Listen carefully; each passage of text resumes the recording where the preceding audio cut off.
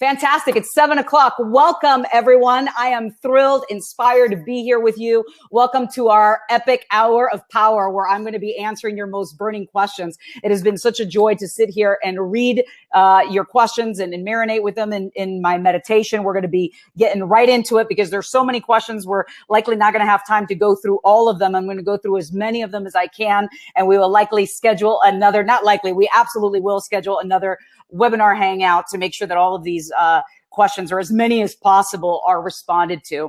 And then what will happen is I'm also going to open it up at the end. I have the pleasure of having graduates, alumni from our live courses who have experienced the power of this work in action. And I've invited them to be able to share with you just a little bit about their own journey of empowerment and transformation, what their life was like before and what their life is like now and what's unfolded in the process. So as we get started, I'm going to invite you wherever you are in the world to really focus for this hour, put down anything else that you're doing, because I guarantee you that you're going to get so much value that you're going to want to really be present with it. And you might want to have a pen and a paper, something to write with. So the first question that I received, and I'm just going to say them anonymously, I'm not going to give any specific names, and we'll go through as many as we can, is what advice would you give someone who has trouble visioning and evoking positive emotions? Well, the first specific thing that I would invite you to do is to look up. And the reason for that is that when we look down, it accesses certain parts of our brain that activate kinesthetic, which is the feelings, and activate what we call auditory digital, which is that running dialogue. So you'll notice if you're looking down, you'll have a different experience than when you inhale, elongate your spine, open up your heart, and look up. And as you do that, you begin to access the power of vision. And one of the things that you could do is take some form of image, take some form of picture or a photograph, maybe of a mentor or a model of possibility or someone who really inspires you, and put that before you and begin to, study that image where you can actually begin to see it. And then close your eyes and begin to see it in your mind's eye. And then what you can do is you can literally project your consciousness into that image, and that while looking up, and that will support you in accessing the powers of vision. The other thing that I would invite you to really be present to is your conversation. What conversation are you having with others, and what conversation are you having with you and you? Because the quality of the conversations are going to influence and determine the quality of the emotions that you're frequenting. So second question is, what is my real purpose in this life? So one thing to be aware of is that purpose isn't something that you find, and it's not something that you just go discover. Your purpose is something that you declare. It's something that you define, and it's informed based on, you can tune in to your unique inclinations. Like, what were the things that were really calling to you when you were a child? I mean, when you look at someone who is really living in the embodiment of their purpose. I mean, one person that comes to mind who I'm a huge fan of his work is Neil deGrasse Tyson, who's this brilliant astrophysicist. And from the time he was a little boy, he just felt this, this draw to telescopes. His father had given him a telescope, and he was just in awe of the cosmos. And he would go to these, feel inspired to go to planetariums. So really tuning in, what were your inclinations early on?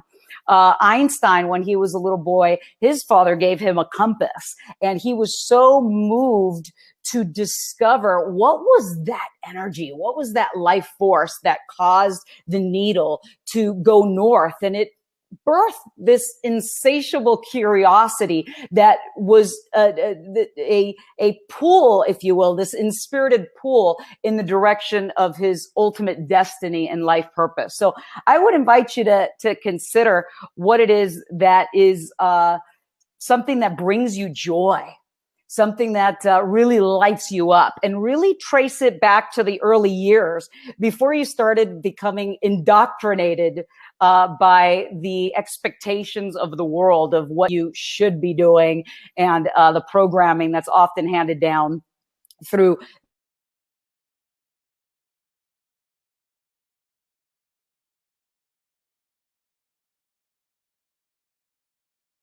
lot of questions here. This is such a great question. This next one, question number 3 is, how do I completely let go of the past? And this is one of the topics that I go deeply into in a course I lead once a year called Neogenesis in Sedona. How do you let go of the past? Well, one thing is, the presupposition there is that it's likely that the past has been showing up in the present. So first thing is become very curious. Instead of resisting, a lot of times what happens when something comes up for a person, like that experience from the past gets projected in the present, there's a resistance about that. Step 1 would be become curious, inhale a breath. Again, expand your physiology so you come into this state of awareness. Become curious and realize that often the area that has challenged you the most is where the greatest opportunity is for your evolution, because that's where the most, energy has been pushing away from. It's like displaced energy. There's been a resistance there. So I would invite you, instead of pushing away from it, get curious and invite it in. And you're going to begin to look at the past from different angles of observation. Begin to look at it from new point of views. And one thing that's really important is to not ever make it about the other person. So a lot of times what happens when someone has the past coming into the present, they have things that show up in their reality that push their buttons, or a certain event or a certain experience or a certain person. So do you have people in your life that can say something or do something, or not say something or do something, and it pushes your buttons? If so, they are a gift for you. They're a gift for your evolution. And if you make it about them, about what they're doing or not doing, then you don't evolve. So the first thing is realizing, okay, this is coming up, and then you tune in. Instead of making it about them, you tune in. What's coming up within me in the presence of this? What is the energy that I'm feeling? What is the conversation that is unfolding? And then what can I learn from this? What is a gift that can be sourced from this experience? Because within every challenge is a gift. When you expand you can really tap in to discover what that may be. So what is the gift? Here's a very powerful question. You can take notes. You can write this down. Is, what is the gift that once integrated will allow those old patterns of the past to naturally dissolve in the presence of a new expanded awareness? What is that? Because if you think about it, what's unfolded in your past and how it's been stored subconsciously, the experience of how it was stored, and I want to honor whatever that's been, just being very compassionate to whatever everybody's experienced in the past, and simultaneously realizing that the way that it was stored was based on the level of consciousness you had back then. So by accessing different states of consciousness, it recontextualizes those old experiences, and you're able to see it from a totally new perspective, which creates freedom, which creates breakthrough, which creates release. Then what happens is you're in that luminous space. You're in the realm of infinite possibilities, which is the source of your existence, the source of your life. You're in in that field of creative powers. And from there, you can declare what it is that you step into the future. So you declare your future and you embody that in the now from this space. So this question is so powerful that in a moment, I'm going to open it up to a few of the graduates from our courses, because I know that they personally have, dealt with that question and have worked through that and have had a profound transformation from before the time we met, where they were experiencing things from the past that were showing up in the present that didn't serve them. So that's the first question is, do you have something from the past that shows up in the present that takes you out of your power? And if you do, what insights can you gain to break through that while gathering learnings that will empower the next stage of your results and your evolution? So does anyone who has graduated, who's on our panel, want to share about how they completely let go of the past by sharing what happened before you came and worked with me, and then what happened during, and then what was it that unfolded after the work in the context of this question? So the word that you said right when we were saying that they couldn't see you, which really I could feel the vibration of it, was forgiveness, the Yes. letting go. Yes. So what shifted, and how did that change your life? Well, coming to your course, I mean, the very first course changed my life significantly in so many ways. And I was speaking of forgiveness. I had held a lot of anger with my mother, and it was causing me challenges in my life, and I didn't know it. And going through the courses, I learned to breathe, expand my awareness, and invite things in and be curious about it. And as I became curious, it wasn't about my mother. It was about me, how I was feeling. I was able to forgive my mother in a moment, an instant. It doesn't take a lifetime. It doesn't take a day. It doesn't take an hour. It's an instant where you just say, I want my life to be better. Not that you want it, but that you see it, that you can vision it. And with that, forgiveness comes. And then recently, I had cared for my dad for the last 4 years. And I didn't know I had anger with him because I hadn't lived with my dad since I was a teenager. So I used the same principles that I learned with my dad. And in a moment, I mean, I could tell you the date it happened. In a moment, I was able to forgive my dad. And then I was able to really care for him. He transitioned in November, and I was just so grateful and thankful to have forgiveness of, with my parents and be able to care for my dad. So forgiveness was huge for me. Thank you, Niurka. Thank you. Thank you. So yes, the power of letting go and being free. So yes, turn off the microphone in the video arena so we can move on to the next question. Thank you so much for sharing. And imagine being free, the power of being free of anything from the past that has shackled you. And it really is a choice. It's a choice to let go. And what's happened in the past is there might have been resistance there. And what resistance really is, it's a pushing away of something that is. It's a not wanting to have something that is present. Rena, you got to turn off your mic. I could still hear you. Okay. So yes, thank you for sharing, Rena. Beautiful. So let's go to the next question, which is actually linked to this, because the next question is about moving beyond fear, which is also an aspect of, there's a release aspect of letting go. So the question is, how can I get past the fear that freezes me when I'm about to succeed? And then there were other dimensions of fear that were brought up. Fear of rejection was brought up. Fear of putting myself out into the world, like completely, like totally raw, like stepping out into the world. And then what if I do that and then I fail miserably? The fear of not having enough money. First, realize that fear itself is a label. Okay. Fear is a label that we've given to a particular energy that is happening.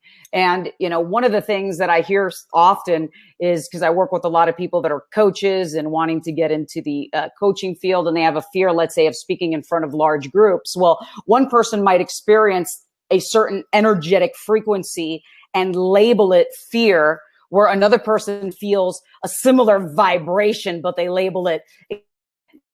So really be present to your language, because the moment that you label something, it begins to crystallize in consciousness. And then what happens is that it signals your reticular activating system, which is the part of your brain that tells you what to notice, to start actually finding things that are in alignment with that. So then fear becomes a self-fulfilling prophecy. So one of the things that I would invite you to do is, if you're feeling the energy or the vibration that you used to call fear, instead of just going, oh my gosh, I'm afraid. And usually what happens when someone feels afraid is there's a constriction.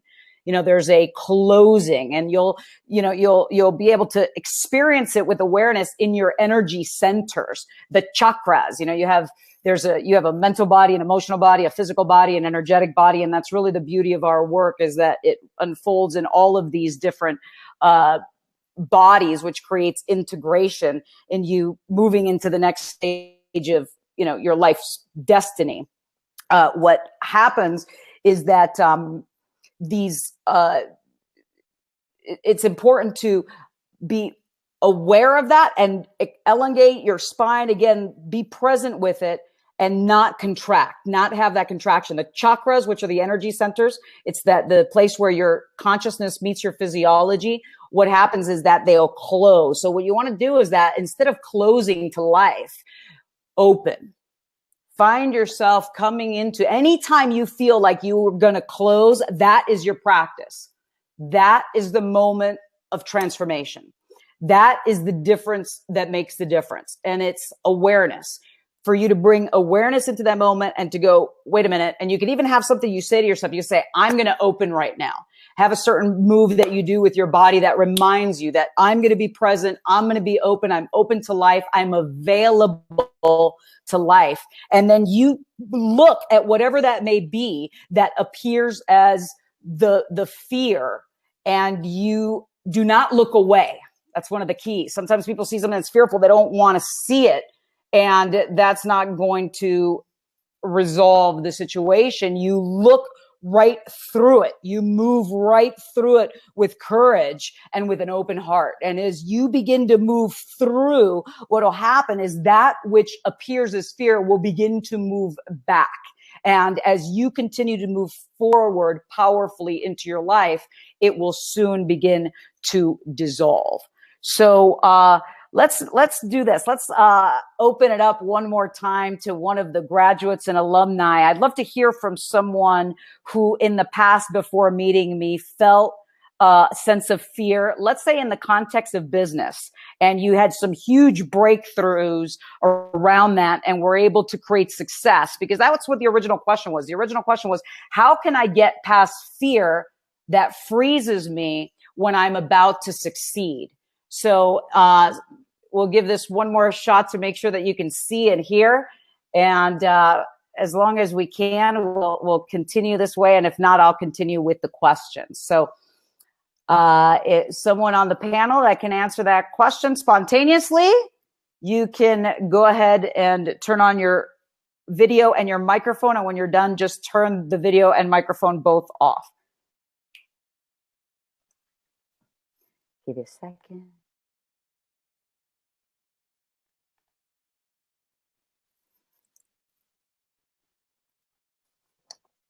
I'll share a story with you while we give them a moment. I'll share one quick story that is totally in alignment with this. Do you know that when the bison sees or knows that the storm is coming, what the bison does is the bison moves directly into the storm. They literally run toward the storm. And because they run toward the storm, they're able to quickly move through it. And the amount of turbulence, for lack of a better term, that they experience is less than if they were to move away from the storm. And that's what that's what cows do. If the cow sees that a storm is coming, they move away. And then what happens is they get caught up in that vortex of energy, which is longer and more precarious. So the lesson for this particular question is to be like the bison and not like the cattle. Be like the bison and not like the cattle. So see if we have, there's a request. Yeah, this is Guy. And when I first was looking for Niurka, it really goes back to that second question as well, but it will address this one when the fear is also, is that I was looking for my purpose and I didn't know how to find it. And when I went to your course, what I ended up realizing, when I went to the one day, what I realized is that you had something very unique about the way you express this search. And it allowed, going to your course, allowed me to not necessarily just find my definitive purpose, but what it allowed me to do is to find out exactly who I am. And in doing that, that is what has allowed me to push through the fear that was stopping me and keeping me stuck for so long, for so many years, that I was looking to undo. And you allowed that to happen, and it was an absolutely beautiful process. So hopefully everybody could hear that. I'm not sure if you could or not, but the one day really got me started on that journey. And now, by knowing who I am, the fear is non-existent. It just is not there. Beautiful.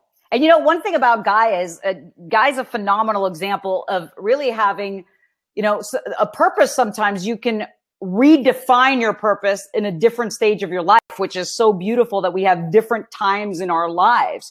You know, his background is he was an F-16 fighter pilot, and that was his passion and his love and his, you know, his life. I mean, he describes being, you know, it wasn't that was his job, that was who he was. So as that career came to a sense of completion, and then there was space for something new to be born, that was where the journey began. Where when I first met him, he was in this place of like, okay, well now, you know, what is that next stage? And the beautiful thing about what he just described, and that's the nucleus and the core of my teaching, is as you come to know who I am, the I am that is within you, the source of your existence, your unique expression within this human experience, in alignment with the intelligence that animates all existence. There's a life force that,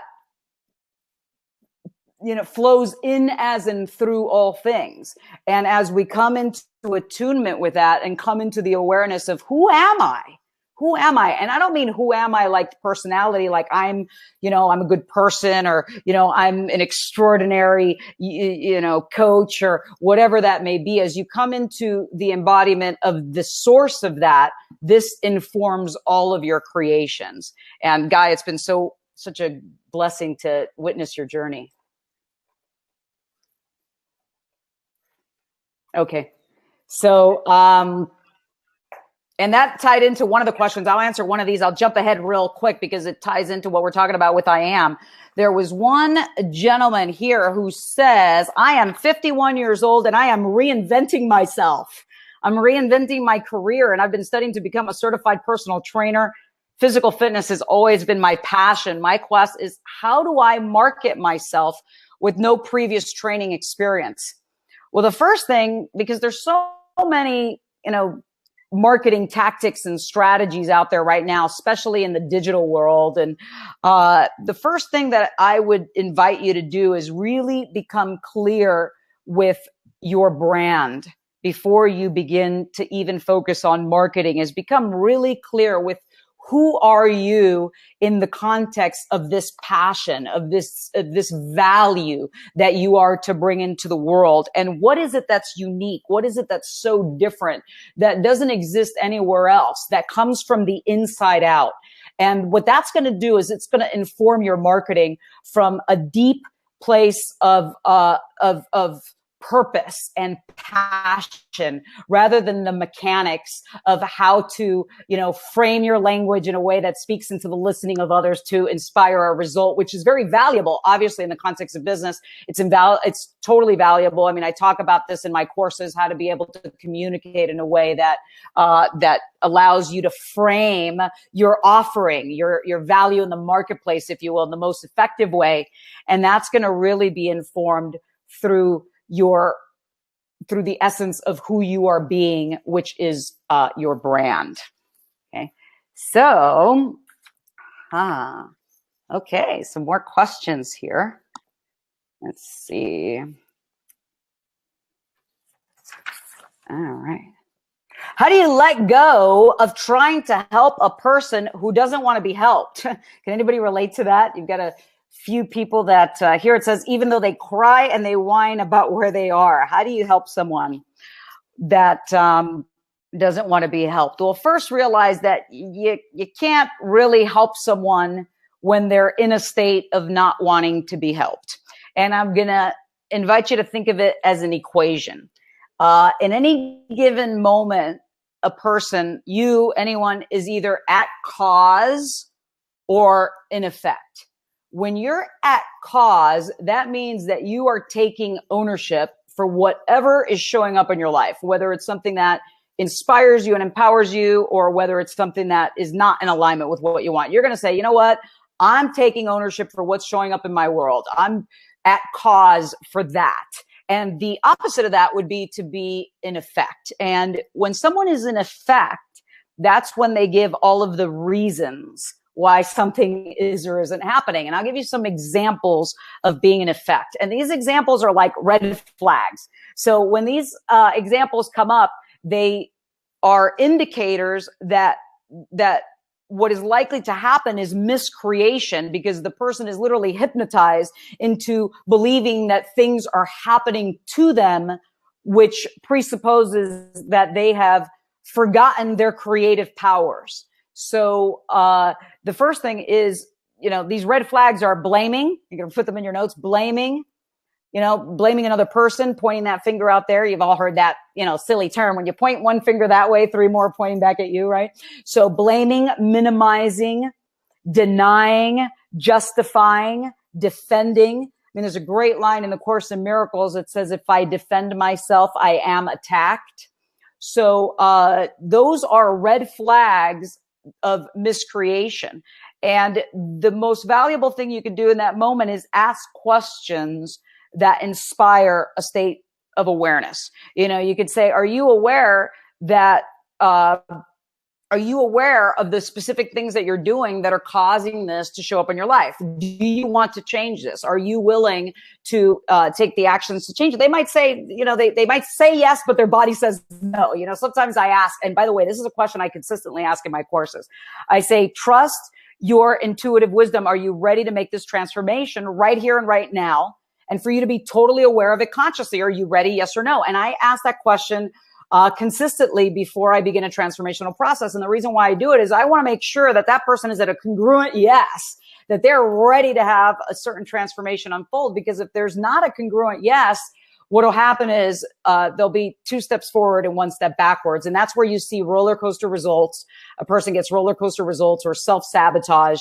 And then you got to look at, okay, well, what's the root cause of that?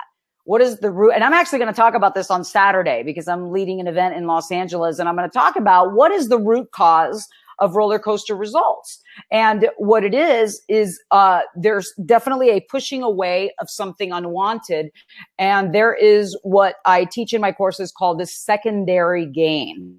And what secondary gain is that at a subconscious level, the person is holding on to some pattern, even though it doesn't serve them, because subconsciously they're actually linking some type of benefit. They're getting some benefit from it. Now, it doesn't mean that it's the highest choice, obviously. What's the benefit? It could be protecting themselves. Let's say, well, I'm going to hold on to this pattern. This is usually most often outside of conscious awareness. They're holding on to an old pattern because they believe it gives them some sort of, protection, some sort of safety mechanism. So the thing to really be present with is to be loving and yet firm. Don't take on their stuff. Obviously. And then to begin, if you're really devoted to support this person, is have an inquiry to discover, what does that old behavior give you? It's giving you something. Let's say a person's holding on to negativity. What is it giving you? Or they're holding on to resentment and they just don't want to let it go. That was one of the other questions here, was about resentment. It's uncovering, what is that old pattern or old behavior giving you? How is it serving you? And at first, the person might not really tap into what that is, but it's obviously giving them something. Otherwise, it wouldn't be there. So you can tune into what is the highest positive intention of that particular, behavior. Let's say that the person's holding on to anger towards a particular person in their life. They're just like, oh, I'm so upset about this. And they're just looping a pattern. And they've got, again, going back to other questions, things from the past showing up in the present that don't serve them. The question becomes, what is it giving you? How is it supporting your life? And what you want to do, this is such a powerful question, because as you continue to ask you, you begin to chunk up to a higher positive intention. And you'll find that if you keep asking this question, you will actually find some form of positive benefit. Then the next question becomes, is that if there was a new healthy way to meet that same positive intention, would you be open to that? How inspired would you be about a new positive way to meet the same highest positive intention that the old behavior was previously, occupying? So it's almost like before you create a transformation that takes something out, because sometimes a person's been holding on to that old pattern for decades. It's like their little buddy.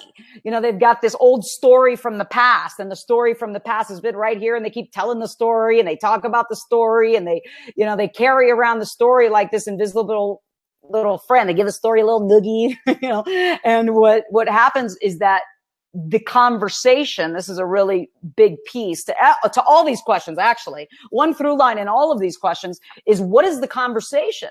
What are you speaking into existence? Because what happens is that the conversation creating this repetitious cycle. You cannot evolve to the next stage of your evolution by speaking in the way that you have been speaking. That will only get you to this moment of now. So the next stage of evolution requires a new conversation.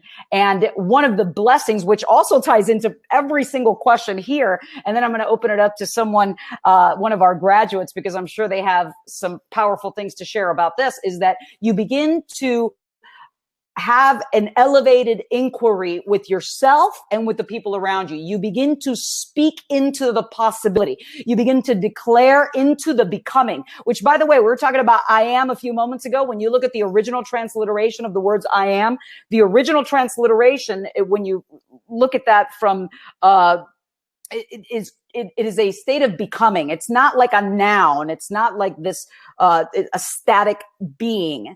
It is a state of eternal becoming. So one of the other aspects is the conversation that you're having, speaking into the becoming, speaking into the possibility, declaring the future and living it in the now, and surrounding yourself with a community, literally coming into unity, that are in vibrational alignment with this conversation. And that is one of the most essential keys. Years ago, when I was 19 years old, I met Jim Rohn, and that was such a blessing. And actually, Jim Rohn was my buddy at a Christmas party that we had with Tony Robbins back when I worked with Tony. And so most of you know my story, that I traveled with Tony for 5 years from the time I was 19 to 24 and broke all the records. And actually, I was informed not too long ago that I broke all the records to this day, which I'll talk a little bit about that. If we have time, I'll make sure to weave that in because that ties into some of the questions about finances and prosperity. One of the key aspects is the conversations you're having and the people in your life. That's what Jim Rohn said to me. He said, Niurka, he said, this is a Jim Rohn quote from the time I was 19, your income will always be the average of the income of the 5 closest people in your life. So he said, get the 5 closest people, tune into that and average out their income, and that will be your income. And why is that? It's because we come into these attunements, these vibrational alignments. So I would invite you to tune in. Who are the people in your life? Who are the 5 closest people in your life? And how can you begin to attract a community and people that are on that powerful evolutionary path, that are inspired, that are empowered, that are passionate about their life? So anybody on the panel, graduates that would like to share a little bit about that and about their journey of transformation and how that relates to where you've been before and what's unfolded since the time we've met up until now? Hey, Niurka, this is Britt. Brittany. Hey, unfortunately, I cannot see your beautiful face, but I can hear you. Can we see you? I think so. I think good. So your journey has been extraordinary. And the last I saw you on social media, you're like traveling all around the world, creating amazing things. And I know that this has been a significant journey for you over the last many years. What happened before you and I met, and where are you now, and what's different from before we met back then? Kind of just share like a few seconds about that, and then where are you now? Okay, well, good. This is just an incredible journey and experience for me to be able to share. And I'm so excited and happy to be able to share with this big group that are on tonight, because my journey started with you, I think, almost 10 years ago. Actually, I just had my 29th birthday, and I think I met you when I was 19. So it's been about that time. And when you were speaking earlier about fear and relinquishing fear, really how to release that and sharing some of those tools that you do in your work, I think that was probably one of the most profound shifts that happened within me, because I remember when I met you and I started working with you, I mean, I was just finding my way in life. I wasn't quite sure of who I was, what my purpose was, what my gifts were. I was just trying things out. And I knew one thing for certain. I knew that you inspired me. And there was something about the information that you had that I needed to know, I needed to learn to evolve and grow and become more in my life. And so, I was so drawn to that. And I just to kind of maybe sum it up in a quick summary for everyone that's listening, I went from, at 19 years old, not having much clarity in my life at all, to, just working for Niurka. I think I was working for you for $10 an hour when we first met, and just taking that environment and the information and the tools that you teach and you give so precisely and openly to anyone that listens to you and comes to the events and the courses and gets the opportunity to be in your presence. Just absorb that and applied it in my own life every single day. Ways of communicating with people, communicating in my business. And the greatest gift was using those tools that you just talked about of being able to shift your thought processes. I found myself in a place where every day I was battling this, what I would call negative subconscious, and it would inundate my thoughts of doubt, uncertainty, and you could see it. Niurka will share, she knows, she could see it in my physiology 10 years ago. The way that I would sit, when she speaks about closing your shoulders, that's where I was. I wasn't standing strong. I didn't have as much posture and enthusiasm and projection and comfortability, not even close to where I am today when I speak in front of audiences in countries all over the world. But I never thought that I would be where I am today. Back then, if you would have told me, I would say, oh my gosh, that's not me at first. But over time, applying the tools and conditioning shifted my entire way of being, and I relinquished the fear, stepped into my self-confidence, went out there and really met all of the goals that I set for my life. I said that I wanted to reach a certain rank in my business within my company, went out and hit that rank. I said that I wanted to speak in front of people all over and, create my own company, which I've done. I wanted to become an author before my 30th birthday, which I've done. And all of these things, check off the list before my 30th birthday.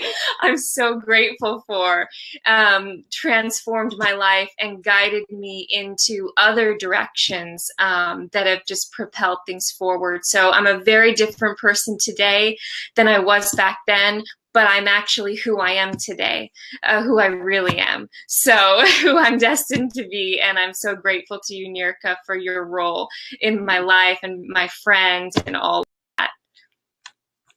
Beautiful. Oh, I think we kind of lost Brittany, did we? I don't know where she went, but that was absolutely, it has been my greatest joy and my greatest honor to witness your journey, witness your evolution, see your empowerment, your luminosity that you bring. And I'm sure you can feel the vibration of Brittany. She is just this glorious goddess. Actually, it was kind of funny. I'll kind of share a little tidbit at the beginning. When I first met Brittany, she didn't want to go to the Goddess Garden. I mean, we're not going to talk much about the Goddess Garden in this particular hangout. The Goddess Garden is coming up. We only lead this experience. I lead this experience once a year. But in the beginning, she was scared. She didn't want to go to the Goddess Garden. And now, she comes every year, and it's just been such a glorious journey to see the amount of you, stepping into your power in business, stepping into your love. I know that you're basking in the realms of love in your relationship, seeing you step into your goals and finances and in all these areas of your life. So actually, I'll talk a little bit about finances because I know that was something that came up in some of the questions. And one of the questions was about how do I attract abundance in the context of finances? Well, one thing specific is I see so many people that are calling in abundance and they're, invoking for abundance and praying for abundance. And one thing to realize is we live in a universe of abundance. There was an abundance of snow here this winter, like a lot. We were snowed in.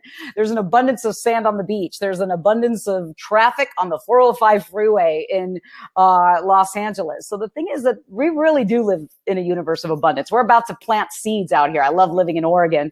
By the way, this week, we just, not this week, it feels like this week, there's a lot happening. Maybe last week, we just expanded to the 80 acres next door in the preparation for the expansion of our community that we're going to be building here. We've got 180 acres now, and we'll soon be planting seeds, for our harvest. And one of the things that's fascinating is how much abundance comes from literally the tiniest little seed. And so it is in your life. The difference though here is abundance in life and actually generating money is something that, I'm going to give you some insights from a third dimensional reality. And then I'll give you insights also from more of a fifth dimensional reality. But from a third dimensional reality, just because there were some very specific questions about finances, is you want to make sure you have a vehicle. A very specific vehicle that offers some form of product, some form of service, some form of experience that is a true value to people's lives. And that is essential. It's, and if you don't know what that is for you, you still don't have that product or that service or that experience to align with somebody who is a master, to tune into what is the gift that you're feeling inspired to bring, what field, what area, what industry are you inspired to really bring your talent through that portal, and then ask yourself, who is the most masterful person in the world in this context that I can align with? I mean, in the early days for me, I was 19 years old. I knew that I was passionate about creating transformation. Originally, it was about transformation in my own life. Many of you know my story. I embarked on my quest for freedom and enlightenment when I was 15 years old. But back then I called it running away from home, right?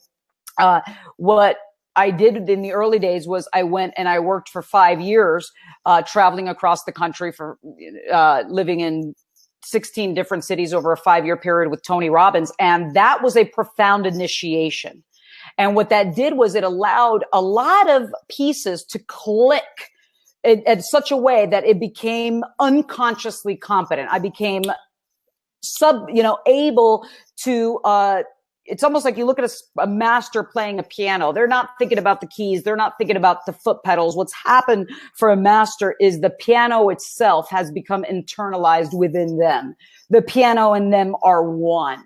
So, in the beginning, if you're not clear on what the vehicle is, or what that path is, to find somebody who's masterful and really put your heart, mind, and soul into developing your craft to mastery. And then from there, one of the things, and this is going to tie into a couple other questions, then I'm going to open it up to a couple graduates because I know they have things to share about this. This is going to tie into the financial conversation, how to create abundance or how to create money in the context of, or in the context of your finances. And it also ties into this question is, what's the best way to move through, the word that's used is inertia or feeling stuck?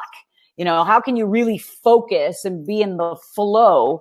Is really tune in to what are the specific actions that you can take that will generate the greatest result. So in other words, there is an 80-20 rule. And what that is that there's a certain percentage of your actions that will produce the greatest results. Let's say in business, if you're, you know, if part of your life's work is enrolling people into a particular possibility that is, whatever you're bringing into the world, it's essential to either be face to face on the phone or communicating directly with a person that can make a decision. And anything other than that is really getting ready to do something. And that's where I find that a lot of people spin their wheels, is they spend so much time doing things that are not the most precise way to generate a specific result. So the question becomes, what activities can you focus on that will create the greatest result and the greatest momentum for you? Really, you know, ability to produce results in business, for example, is so much about momentum. And that ties into knowing which actions produce the greatest results and which actions you can let go of. You know, a lot of times I see a person investing in actions that not only aren't the best use of their time, but they weren't thought through purposefully. And then they've got to go unwind the actions that they took. That's why there's a great line in the Bhagavad Gita, which is a very powerful teaching that I studied for many, many, many years. I literally traveled with it. And it says that there is action in inaction, and there is inaction in action. And those who are aware of this have wisdom. So really tune in. What actions can you take, and where can you really step forward in clear, purposeful action, and then step back in awareness and in presence. And that's actually why the course, my advanced course is called Supreme, or my signature course, Supreme Influence in Action. It's about taking action, but it's also being aware when to step back in awareness, so you don't take hasty action or action that you need to later unwind.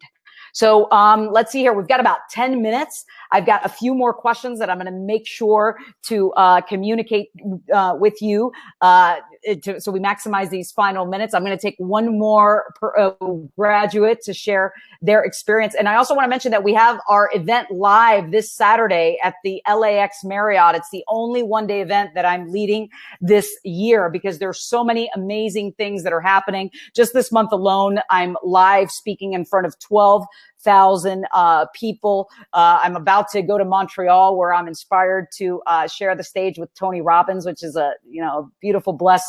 And I'd like to open it up. Who would like to share a little bit about their journey before and after Supreme Influence? And then we'll answer a few more questions. Michelle.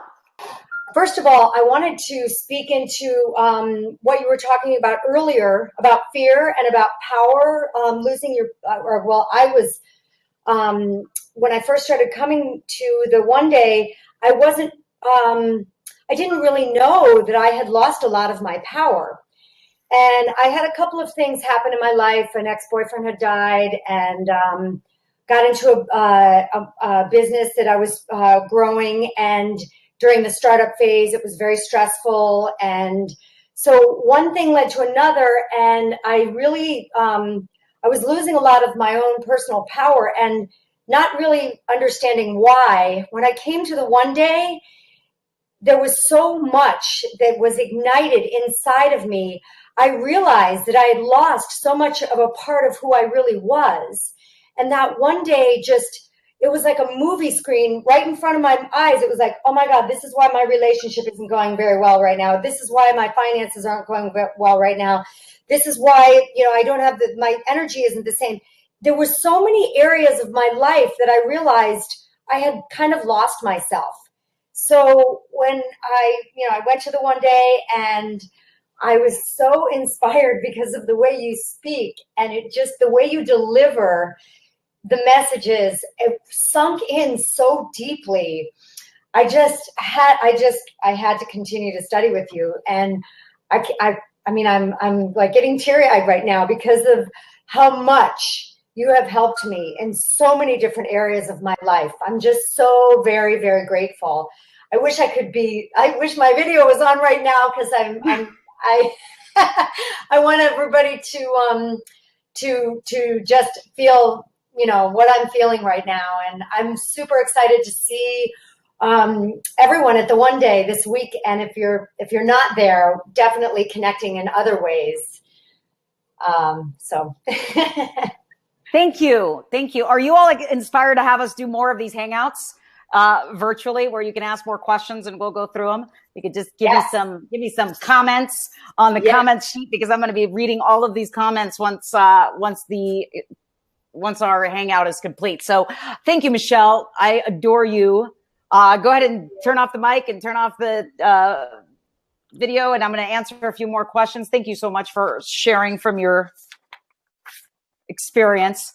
Okay, so let's go through a few questions, because we've got 5 minutes, and there is eternity in these 5 minutes. You can be surprised what could happen in 5 minutes. You could turn a corner and you can meet the one person that transforms your life. You can experience the one insight that can transform everything. One moment can shift your entire experience of reality. So here's a couple questions. One is, what's your top tip for empowering a team? Top tip for empowering a team is align the team with the core.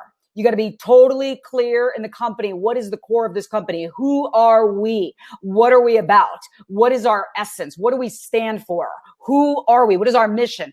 And then from this new programs, your hiring and firing practices, everything is informed from this nucleus. What begins to happen is, when you are totally true to this, it begins to create a field where people that are in alignment with those brought this precise process into their team. And within 7 months, they became the #1 Mercedes-Benz dealer in the world, and the #2 dealer of all dealers in the entire United States of America, which is extraordinary. When you think about, it's a Highline car. They were selling, massive amounts of volume. And what it was about creating this nucleus. And one of the things that's so important is to make sure that you get the right people on the bus, get the right people on the bus that are totally in alignment. So it's like a unified field of, shared vision. And then make sure, once you get all the right people on the bus, that everybody's in the right seat. So make sure that you uncover each person's unique talent and that you put them in positions that empower them to succeed. Our empowering team question of the day. Inhale and exhale, literally. The breath is so powerful. Allow yourself to inhale a breath and just release it. And when you release, exhale, the old energy, it's like literally see it move like a wave out of your body. So the greatest thing that you could do is relax.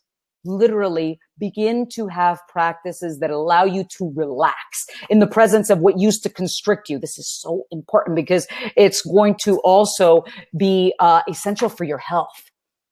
Okay, because these resistant energies hurt the body. They create dis-ease. They create the absence of ease within the body. So within all of my experiences, it's really about working with the entire body. It's like, when I look at you, I see your essence, I see your being, I see your, mental body and all these thoughts and the little voice inside your head and the emotional body and the energetic body and all of these aspects. So, really have certain practices that can support you with that.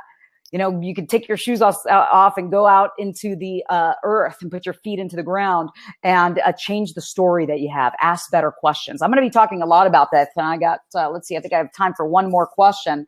And come see me this Saturday, because this Saturday I will have an opportunity to be with you face to face, heart to heart.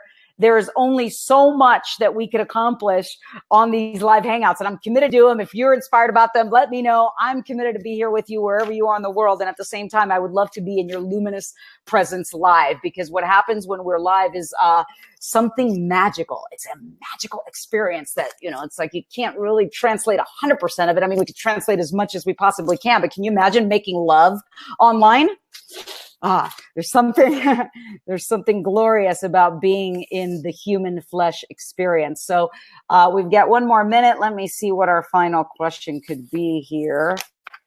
Okay, I'll end with this final one. It's 8 o'clock. Someone says, patience. How can I have patience with God's timing on releasing the financing needed to grow my business? I would invite you to consider that God is in eternity. There are no clocks in the heavenly kingdom. So as far as timing is concerned, when we kind of like surrender that into the divine, what happens is that we can just be in the eternal space.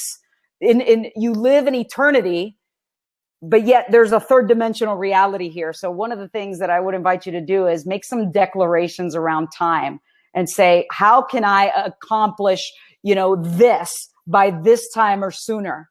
Who can support me? How can I attract the resources that would allow me to have this unfold within this day or sooner with ease and grace? And I'll wrap up with this final point specifically about your communication, because one of the things that I'm seeing with all these questions, and I'm thrilled you sent all of these to me. I'm loving you through your greatest challenges into the embodiment of your dreams, is that every question that you ask, every statement that you make presupposes the existence of something that signals your brain to find things that are in alignment with what you're saying. You're literally speaking into existence. I would love to see you and support you in speaking the reality into existence that is the greatest expression of who you are destined to be in this life, so that you live totally fulfilled, totally in your grace, totally in your luminosity and in your success. Connect with me online. Leave me comments. I love you dearly. I will end with my favorite Sanskrit word. Thank you to the graduates. Thank you to the alumni that joined us for sharing from their hearts. And I'll end with the word namaste, which means my spirit, my essence, the deepest part within me sees, honors, and welcomes the spirit within you. I will see you soon. Limitless love.